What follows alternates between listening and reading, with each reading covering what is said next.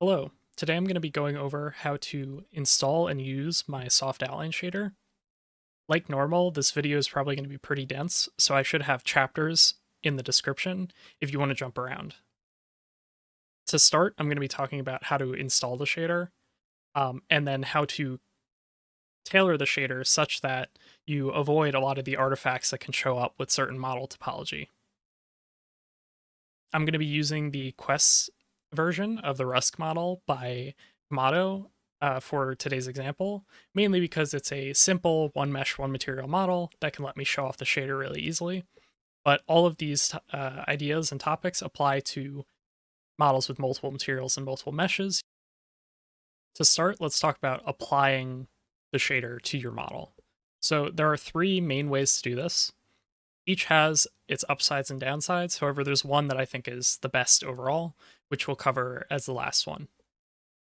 So to start, if you have a mesh that's just one mesh and one material, you can always add an extra material slot. This also works if you only want to apply the effect to the last material in your material list. So in this example, it's just made an extra Rust Quest material, and I can drag and drop the material on top of that, and it appears in the model. You'll notice a few artifacts up here, which I'll go into detail on how to get rid of in a moment. But if you don't want to use the shader that way, you can also directly copy and paste the body a second time. You would have to do this for every mesh that you wanted to apply the effect to, and you just drag and drop the effect to that copy. The third, final, and probably best way is to use the Poemi module. So if you're already using Poemi, setting this up is super easy. You simply go up to the material selector for the material that you want to have the outlines. And instead of selecting a Poemi version, you go to Zekk, Soft Outlines, Poemi, and then select Poemi Toon plus Zekk Soft Outlines. If you're using GrabPass, you can also use Poemi Toon GrabPass plus Zekk Soft Outlines, but in this case, I'm just using the Toon shader. You can see this immediately applies the soft outlines directly in the material without having to have any extra materials or anything like that. This does add an extra pass to the shader, so if you're not using it, make sure to turn it off. And when the shader is locked in, it will get removed. There's one more thing that you need to keep in mind when doing this method, which is that because the outlines are transparent, the material must also be transparent. This can cause some issues. For example, making clothes transparent can cause certain rendering issues, so you may want to consider whether to use this method or another one of the methods. However, in my testing, this worked fine and was fine for most use cases. So in this case, making it transparent just means putting it 3000 or over. Technically, you can get away with anything over 2501, but it's up to you to figure out what works for your scenario. Now, you'll see these artifacts that we talked about on the hair. Clearly, something odd is going on here.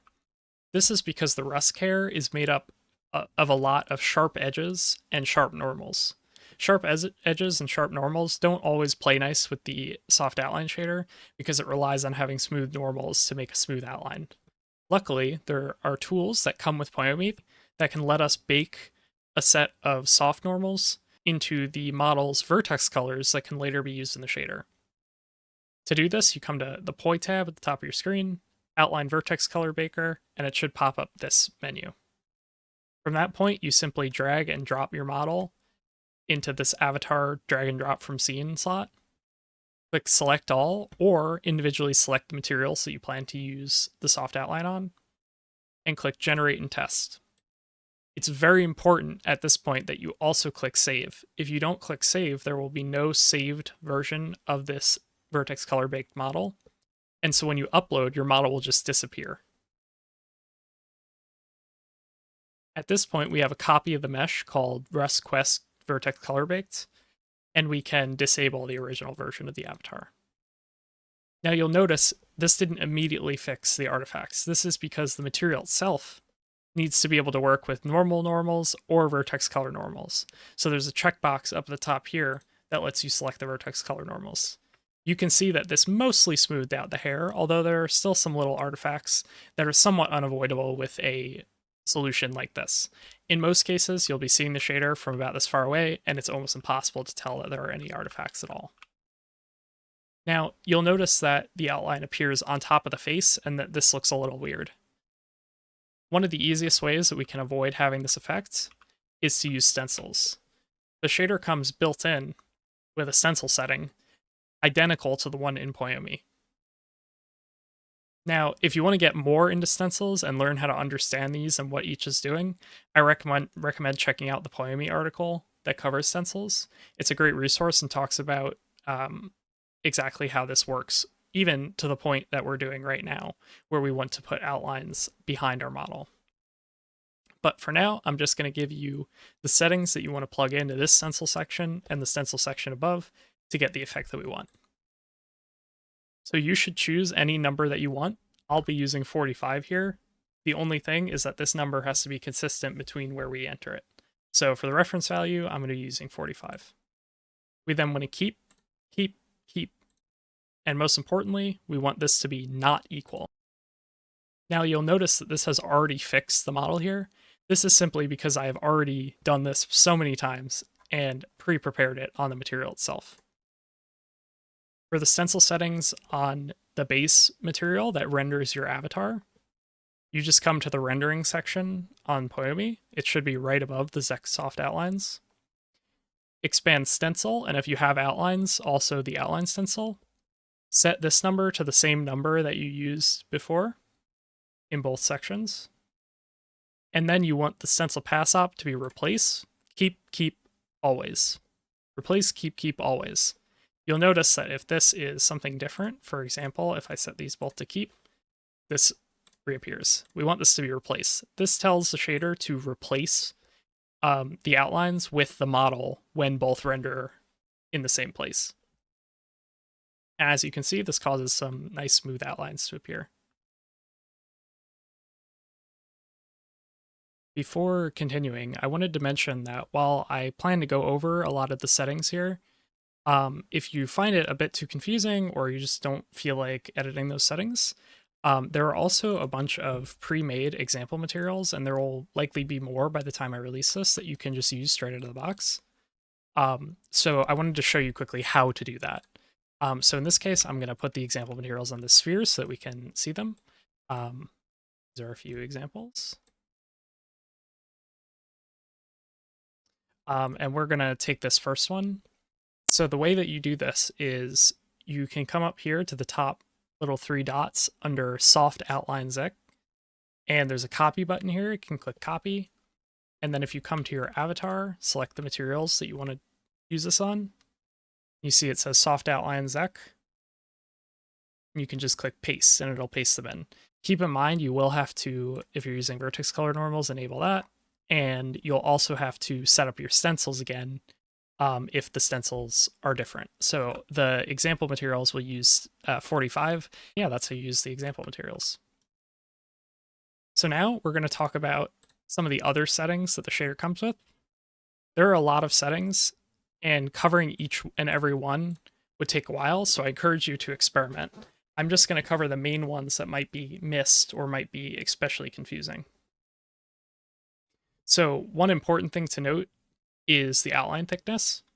Outline thickness controls how thick the actual mesh that the outline is drawn on is. So you can see that as we increase or decrease, this gets bigger or smaller. The outline thickness is capped at 60. This also keeps in mind stuff like audio link. So audio link thickness here, where if you were to set the audio link thickness mult to 2, right? So when the base goes, it expands to 2 times the size. If your outline is already at 60, it won't expand at all. So for something like this, you'd want to lower it to 30 and base your effect around that slightly smaller default outline. The reason for this is because this outline thickness is in some ways tied to performance. Having large outline thickness can lead to more overdraw.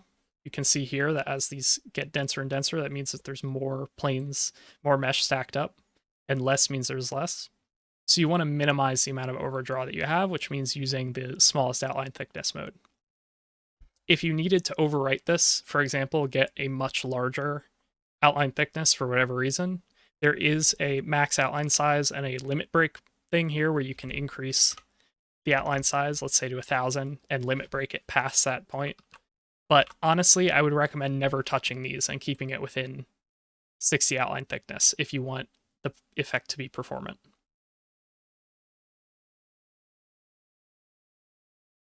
Another setting that might get missed fairly commonly is the texture settings.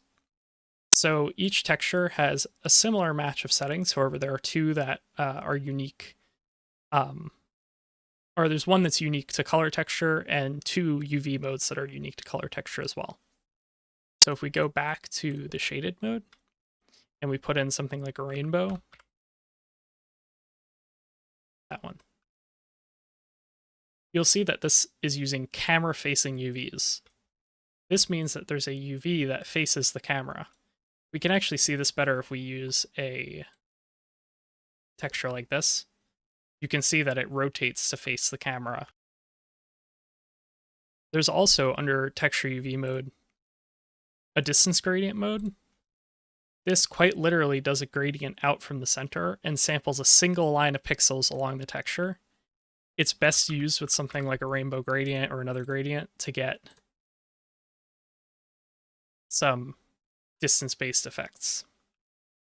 You can especially use this with something like panning to get an effect that goes to the inside or to the outside using this, and I think this looks particularly cool. With this setting, specifically when you are using distance gradient, you have a setting under UV specific settings called distance gradient X sample, and this just controls where on the x-axis it selects from this shader. So if we go all the way to the side, right, it gets red. If you go towards the center, so tiling affects this as well, keep that in mind. So if you go towards the center, now it uses, like, under this texture, it's right now sampling from like this point. And then if you go further, you'll see now we're in the blues, and then green, and then yellow, and then back to red, right? So it just controls like where along this texture the up-down sample happens.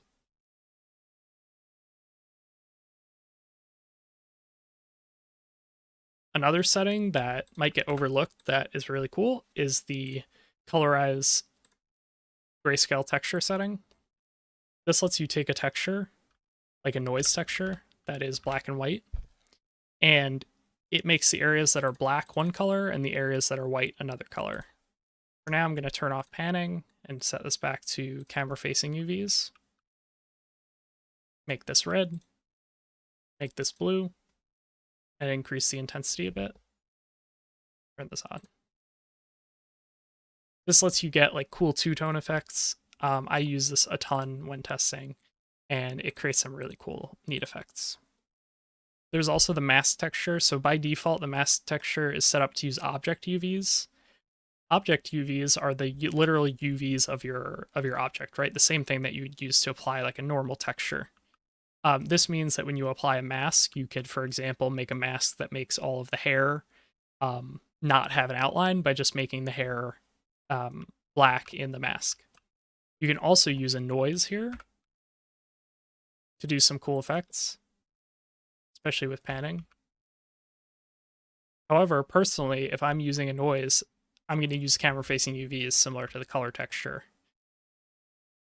which makes them apply in the screen space.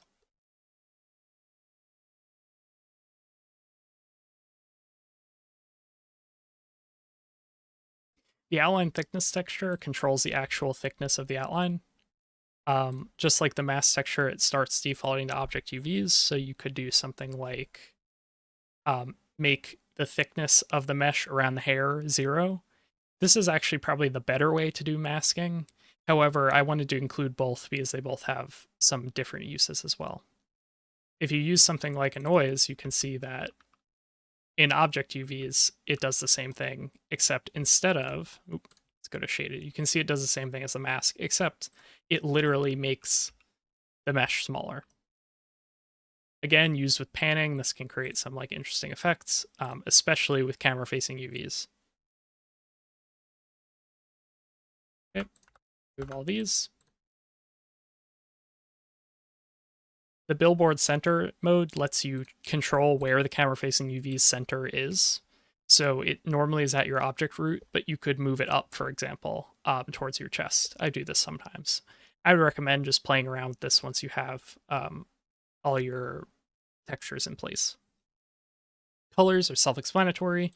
We have hue shifts for doing animations, and you can also set an automatic hue shift to do like RGB gamer lighting, right?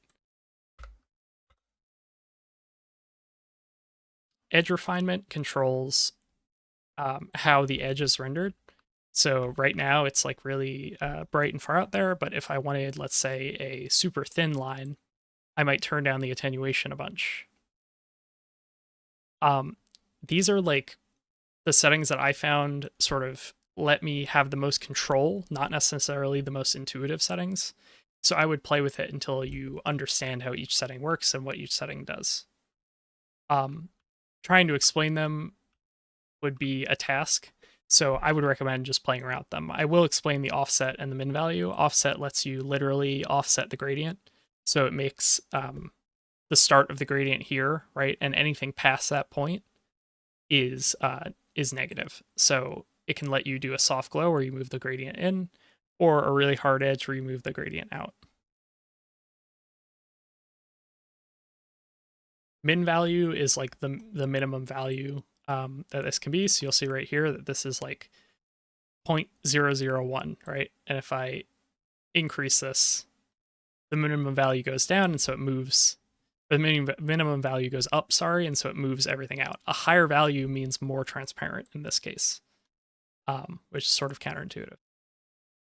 Except when you go negative, then you get anything inside that range to be negative, which screws everything up. So if you want this to be like white, this is like a blinding white. If the world has post-processing, something like this would probably not go over well, but we can test.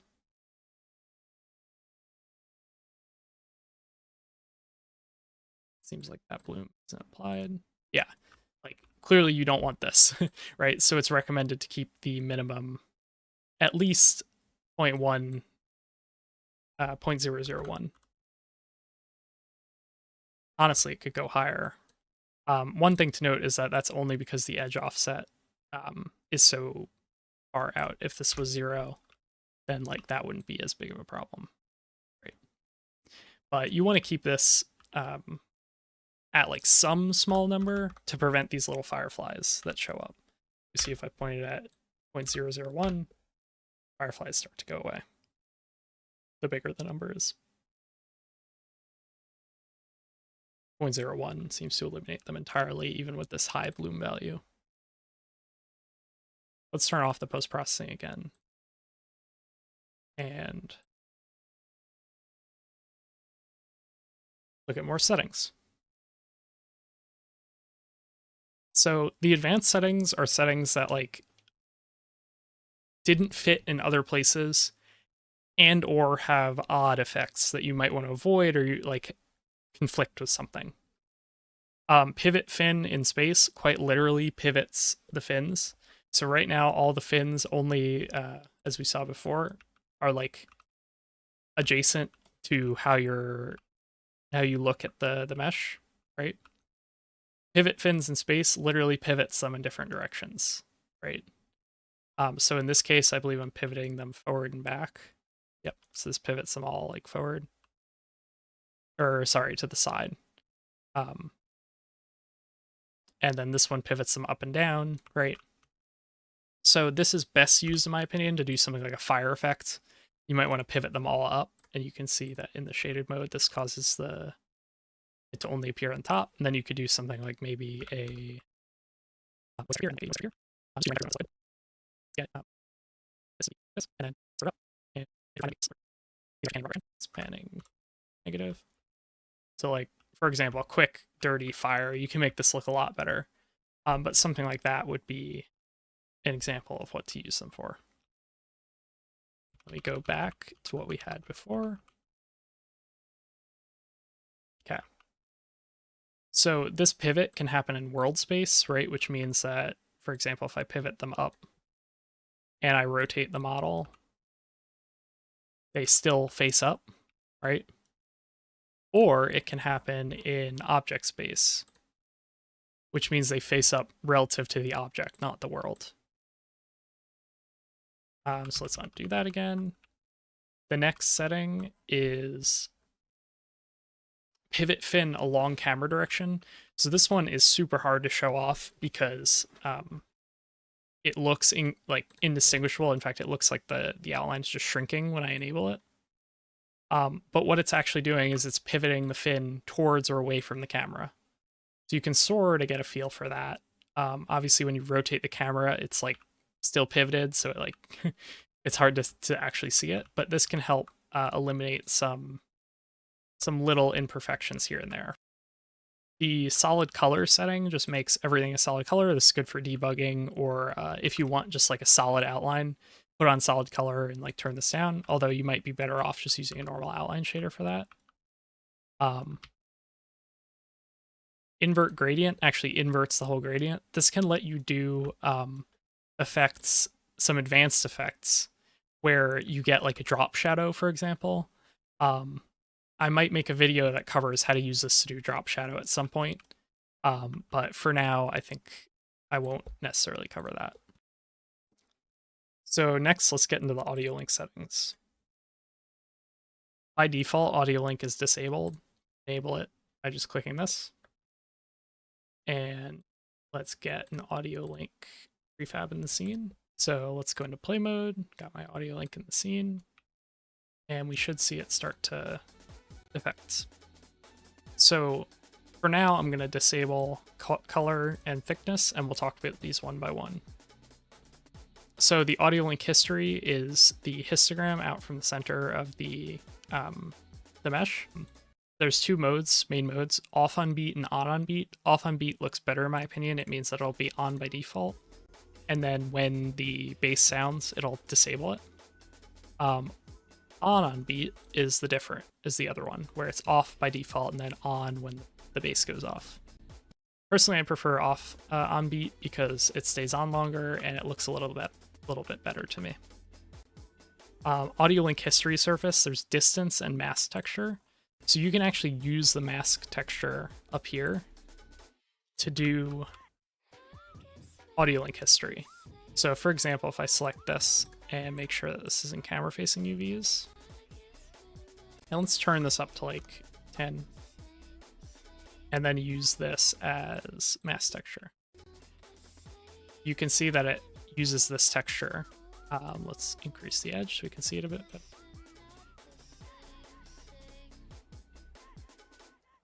So it uses this texture for that.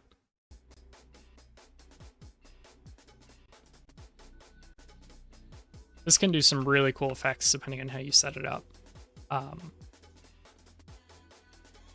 In the demo materials, there are a few materials that have a good example of this.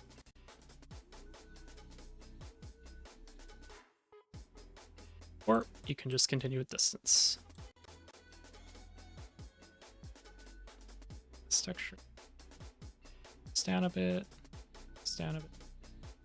Back to what we had before. AL history literally multiplies the value that comes out of this effect. It just increases or decreases the effect a bit.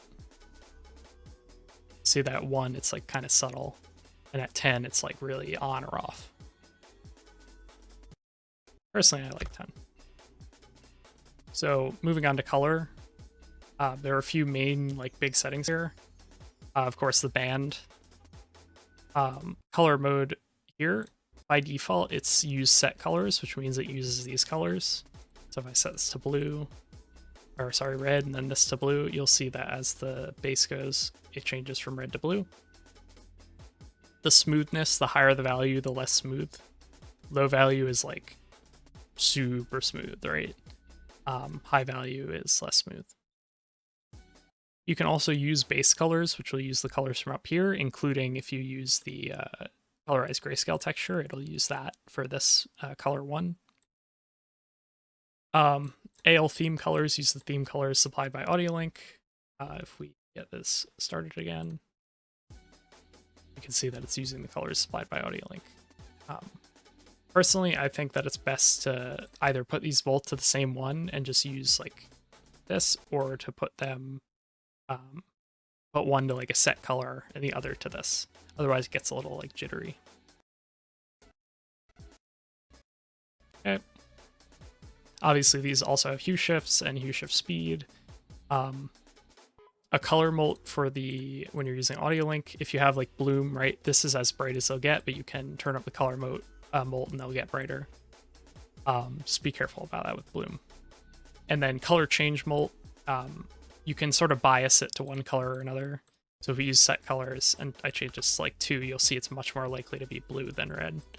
The higher this gets, it's more defined.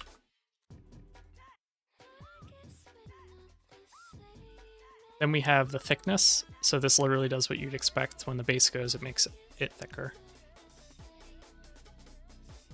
This also has a smoothness. And the molt, which goes from 2 to -1.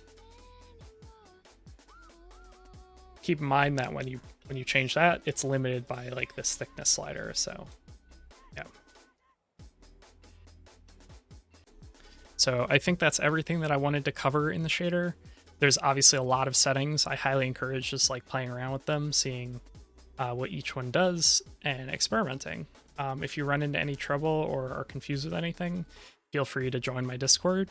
It can be found at discord.zekk.dev.